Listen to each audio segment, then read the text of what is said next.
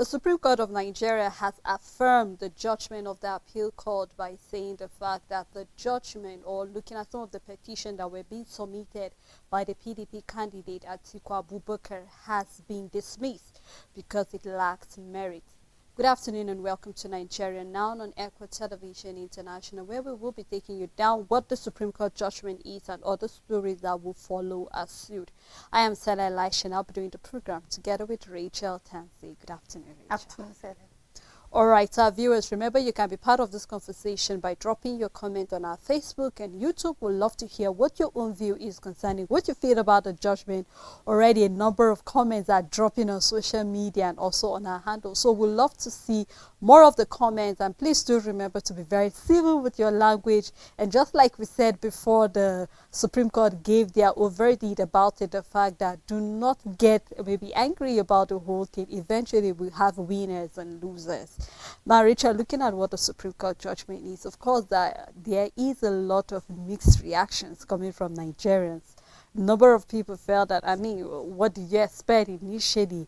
And the Supreme Court took its time to mention some of the criteria, the reason why they actually did not overturn some of the verdict that the appeal court gave, and why they stood by what the appeal court said, because there were some number of things that the appeal court said, such as the fact that the FCT is not very special. We remember part of the Electoral Act says that 25% come including the FCT, and they said the FCT is not a special state, and the Supreme Court affirmed to that as well. They also mentioned the fact that 180 days was given to some of the applicants that's talking about whether the Labour Party, whichever applicant that actually felt displeased by the outcome of the election should actually submit. And then we're seeing that the fresh evidence Atiku brought was after the 180 days that was given. And so the court feels that, this, they cannot actually, issue this, or they cannot file that case or file that new evidence because it's out of the jurisdiction of the court, and therefore it cannot even be reopened. And so as it is presently, these applicants just have to, or would I say the applicants have to just accept the outcome of the Supreme Court. But then, just like we said, there are a number of mixed reactions. A number of people felt that maybe things did not go as expected. I think clearly what happened is that the Supreme Court decided to go with what the appeal court has already done. And then you taking your appeal to the Supreme Court is you telling them to look over every evidence that you had given, because you're not okay with what the appeal court have said. You need fresh look, fresh view, fresh output or insight from judges. And I see that the Supreme Court just went along with the appeal court. So in a lot of ways, the aim for taking it to the Supreme Court in the first place has been defeated if they are still going to go to the appeal court. And I know the court might have their various laws and all of that, but in a lot of ways, for Atiku taking this appeal, the Supreme Court have failed him, because I am telling you to give a fresh look to what I have brought. I am not okay with what the appeal court said, and I am coming to you, the Supreme Court, because I want you to give your own version of what you think should stand and what shouldn't stand. Now, I believe that the area that the Supreme Court is coming from is trying to tell Nigerians that the judiciary at every level have been fair and transparent. And it's more like we won't go against what the appeal court have ruled, because they have gone by the books and how we too would have done it. So perhaps it's another message for people to say, when you have the appeal court giving a verdict, there's no need for you taking it to the Supreme Court, because in the end, the Supreme Court will still give the same thing. At the same time, it shouldn't be the same. Now, if for the forgery of result, which is, I think, the strongest new suit or case or facts that the opposition brought concerning the forgery, is understood to say that perhaps the period of time have elapsed and all of that, and court verdict. But I keep saying it that that is the only new and concrete thing. It's going to just be a game, Sele. It is not enough to win this case, because it's going to be a game of counterfeiting what the other person said. And in the end, if there is no concrete proof to show that this is a forged certificate, it's like a debate. Teachers are better than doctors. And then the opposite side is giving all the facts, saying without teachers there won't be doctors, and someone is saying without doctors teachers won't get treated, and all of that. It's going to be the same back and forth in the court on who has more proof to show either it is forged or it is an original certificate. And then the verdict is not surprising. It's not surprising at all, because I think either way, I think Nigerians would be more surprised if it had been Atiku. The other way around, yes, Nigerians would have been more surprised if it was the other way around. So I believe the Supreme Court is passing a message saying that this is how our judicial system works. And if the appeal court is saying this, they went by the books and the laws of Nigeria, and then it stands at whatever level. And I believe for the other, for the party bringing out something new, is that this you should have brought it up. I believe that the PDP are disappointed, because the aim of going to the Supreme Court is to get a fresh look into what we felt the appeal court did not look into, but then they are having this as their verdict. But either way, it is the result for us as it is now in Nigeria, and it's for us to accept it and move on. And I feel everybody can take a breath of fresh air at this moment, Stella, because now we can focus on governance. Exactly. We can forge ahead as a country. We can just find ourselves in a position that, you know what, whether you like it or not, Tinubu is your president. And whether you like it or not, he's going to make the policies of the country. He's going to make the laws of he is going to handle the affairs of the country. I believe for everyone out there, just to pray that we have an administration that will favor every Nigeria, that we have an administration that is patriotic, regardless of all the chaos. We can put this now behind us and forge ahead, as you said, Sarah. You know, when I was listening to one of the 7 panel judges that made the talking about the judgment today, and Justice Okoro, who happened to be the one that read mostly, you know, listing out the do's and don'ts and what should have been done, and how reasons why he actually agreed with what the appeal court said at various levels, and also affirming to the fact that everything stands. He went further to say that whenever Nigerians, or whenever any party is not maybe happy with a particular, maybe let's say for example the election we had, and then you submitted your petition to the court, why not just leave the court to take it up there? But he mentioned the fact that he was not happy with the fact that a number of parties and candidates went and were, you know, bringing up press release, trying to say what they feel, analyzing the case based on their own understanding, and they do not even have the knowledge about certain laws and how it applies. And then a number of Nigerians have come out to say maybe our laws are quite maybe very complicated for people to get to comprehend and understand what it says, because if it was very plain, it would have been easy not for us to have back and forth, and then whether you want to interpret and say FCT is special, FCT is not special, INEC is not under any obligation to transmit the result electronically or not. There should be a law that should stand firm and say it is a must that INEC should transmit this result electronically, and then put a full stop there, rather than making it look more of complications, and then Nigerians get to be confused, like what really are we saying here?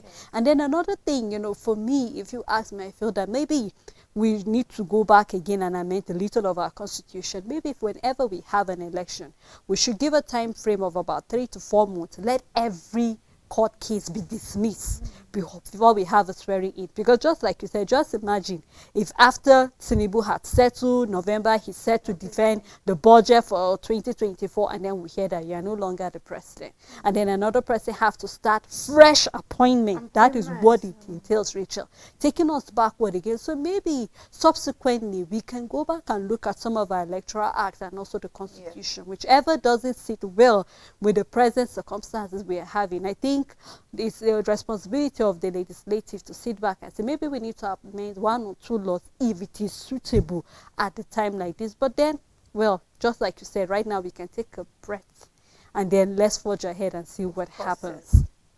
Now again, we are having the issue of federal government saying from tomorrow that's talking about federal workers will no longer be receiving their salaries for those who are yet to upgrade or verify their IPPIS. And that's me, we're talking about the issue of the integrated personal and payroll information system. This was a payroll that the federal government created in a way that all the data of workers will be uploaded so that they tend to know everything about you, how you can get your pay. And I think to some extent it's a way of the government trying to know the number of workers it is having, and then when you are trying to budget a particular amount, you'll be able to know, okay, this is what we have. Because we've been having cases of either ghost workers, we've been having cases of people falsifying age, and then many other things. And I think the government felt that it is important that an ample time have been given to a lot of, well, you know, talking about the government workers to be able to upload. And we're talking about going back to like 2012 or so, and then till date, we are having a number of people that are yet to have their, you know, data on the payroll system. And the government is saying from tomorrow, if you do not do what is necessary at that time, you stand the risk to lose your October salary. So I just want to have your feel about this, Rachel. Was ample time given? Because according to the government, they have given federal government workers ample time to upgrade all of this thing. But we're still having some people that have not gone back to upgrade all they need to upgrade on the payroll system. And then they might actually stand at the risk of losing their pay. Of course, the integrated payroll and personal information system was designed purposely to fight the discrepancies we see in our system, most especially ghost workers. And in past years, there have been a war against ghost workers, and it haven't succeeded. And imagine that a body like this have been created, we can date it back to 2007, and then we are still seeing unverified workers. It means that there is still an issue of ghost workers. I remember when in Nasarawa State alone, the government, the past Tanko Amakura's government administration had to sit down and work on over 50,000 ghost workers. And trust me, that's not all of them. But in a state small like Nasarawa State, we're talking about 50,000 ghost workers that are not even the complete ghost workers that have been able to be swept out of the system, but we have that amount of money, and then, amount of ghost workers. You can just keep imagining the numbers in every state. You can imagine the numbers in federal government, and you can just do the mathematics and imagine the number, because I believe that even if age don't catch up with you, service years will catch up with you. So in a lot of way, falsification, I'm not trying to downplay age falsification, but no matter how much you keep backdating your age of when you started serving will definitely catch up with you. That is not forever. Work is not a forever thing. That 35 years will definitely catch up with you. And the thing about age is that no matter how hard you try, even if you hide the age, sickness will catch up with you and will show people that if this person is claiming to be 50, why is he having the sickness of 60-year-old? I'm not trying to downplay or falsification, but I believe the biggest threat is ghost workers, because these people have refused to verify themselves. And you have a platform and a channel for you to verify yourself, to say, okay, I am a worker here, I am not dead, I am still alive, I'm not diseased, I'm still working, and all of that, and you fail to do it. I believe it shouldn't even be a threat.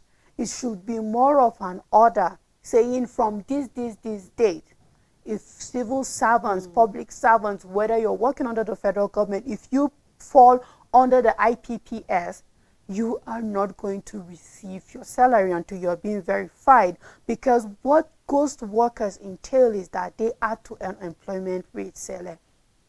Because imagine if the federal government is thinking in this parastatal, we have 100,000 workers. And for the past years, they haven't been able to employ more people into the parastatal because they feel this 100,000 is all it needs. And then you come to realize that there are over 30,000 that are ghost workers.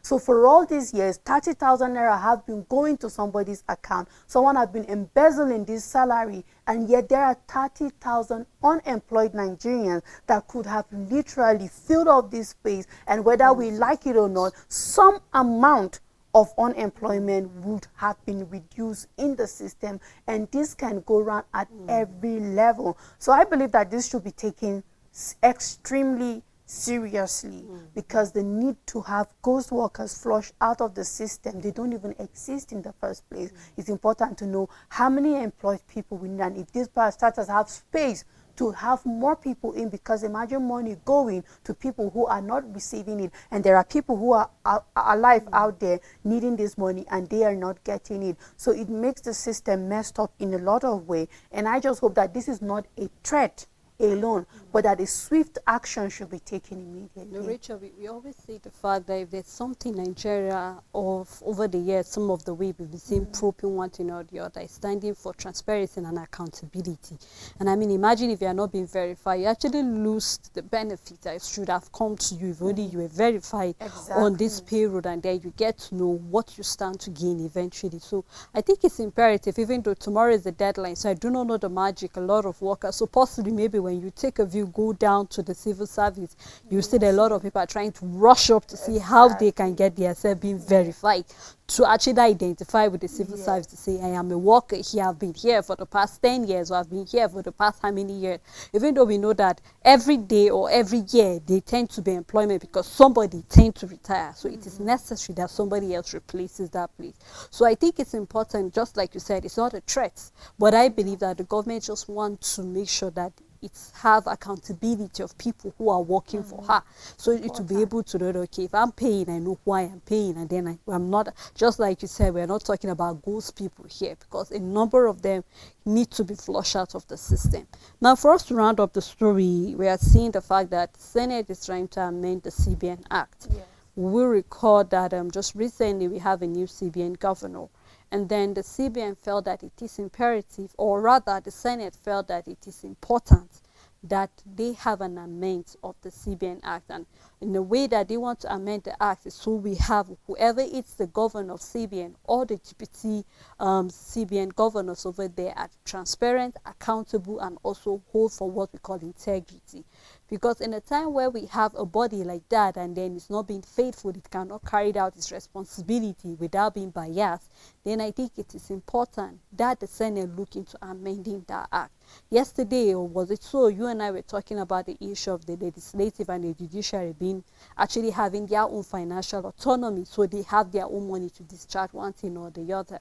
And we're seeing that Senate is beginning to visit one or two acts where they feel that it is important that they amend those acts a little so that things can work out well. Now we see reps is also even calling on the CBN on the issue of the reversal of the ban of 43 items. So quite a number of things where we talk about the house cleaning, and we're seeing that the Senate are serious to make sure that everything is in check. And I think I really want to commend the Senate for this step, because we remember the episode we had with the former CBN governor that there were speculations, or was it false alarm, where we saw a number of casts on social media where he was aspiring to be the president, and then he came out to said he was not actually going for any public office. He's not a partisan politician, so he is not getting into that.